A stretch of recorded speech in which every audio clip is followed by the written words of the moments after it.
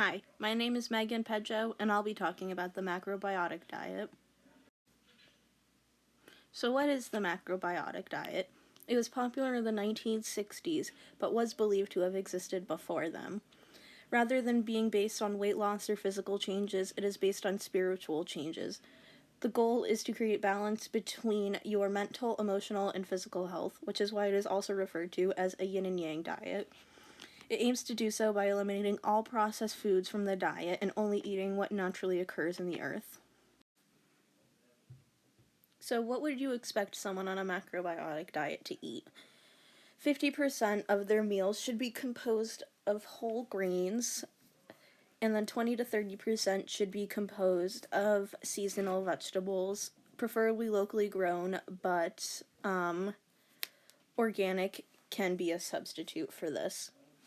Fish and seafood is also common in a macrobiotic diet, but a lot of people also choose to eliminate meat and meat products completely from their diet and becoming vegan or just becoming vegetarian. Other common foods for this diet include pickles, legumes, soy products, and sea vegetables, including seaweed. Most of these ingredients are actually perfect for soups, which means they are a staple in the macrobiotic diet. So, along with processed foods, what's not okay to eat on a macrobiotic diet? There's actually a very long list of things that people do not eat when they follow a macrobiotic diet.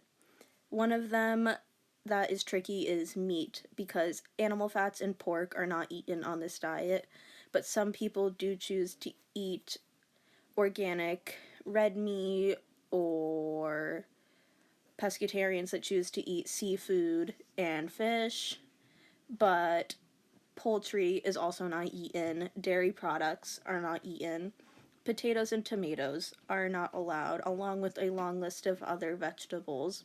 For example, celery, cucumbers, and lettuce can only be eaten a few times in a month and shouldn't be eaten daily or regularly. And then again, processed foods of any kind aren't allowed, which is really tricky. Alcohol and caffeine is not allowed on a macrobiotic diet, which is what actually drives a lot of people away from following this diet, even though it does have some benefits. And lastly, sugar is not allowed, and sweeteners need to be found from somewhere else. Interestingly enough, there are also rules about what cookware you use. No electricity is what is recommended for this diet, but some people choose to not follow this rule. However, a lot of people choose not to use their microwaves because of radiation. Clay pots and ceramic pots are common, along with stainless steel, so that toxins are not released into your food when you cook them. The picture I have to the right is wooden planks, which are actually also a common thing that people following a macrobiotic diet cook on. With such a strict diet, we'd hope there would be benefits as well. One of the benefits is that it lowers cholesterol, which is why, with a doctor's recommendation, this is good for someone with a heart condition. Another benefit would be weight loss because of the elimination of fats. And then peace of mind is the biggest benefit, because the whole goal of this diet is to improve your mental health and to help you balance your life. While there are some advantages to the macrobiotic diet, there also is very serious disadvantages. While weight loss is an advantage, it's also a disadvantage, because people who try out the macrobiotic diet tend to not be educated about proper substitutes or alternatives to what they were previously eating, and end up eliminating a lot of calories out of their diet without replacing them. Interestingly enough, high blood pressure is also a disadvantage of this diet, because with the elimination of high fats and sugars, sodium intake increases a lot with this diet, which will increase your risk of high blood pressure.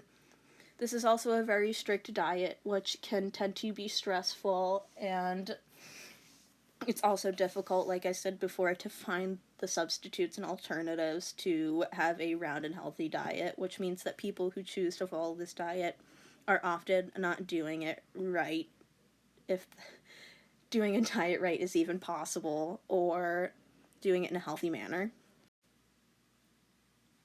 Finally, the big question: should you consider the macrobiotic diet? The macrobiotic diet is actually very good for people with heart conditions because of the reduced cholesterol. But if you are one of these people and are considering following this diet, it is very important that you see your doctor first. Even if you don't have a heart condition, if you want to follow the macrobiotic diet, you need to see a doctor. As I have mentioned before, it is very hard to figure out the substitutes and the alternatives. And if you want to be as mentally healthy as you are physically using this diet, it is essential that a professional is helping you. However, there have been many people that have reported many benefits that they have seen and improvements in their lifestyle from following the macrobiotic diet. So, if you are looking for a more balanced life overall, it might be helpful to ask a doctor. These are my references, and thank you for watching.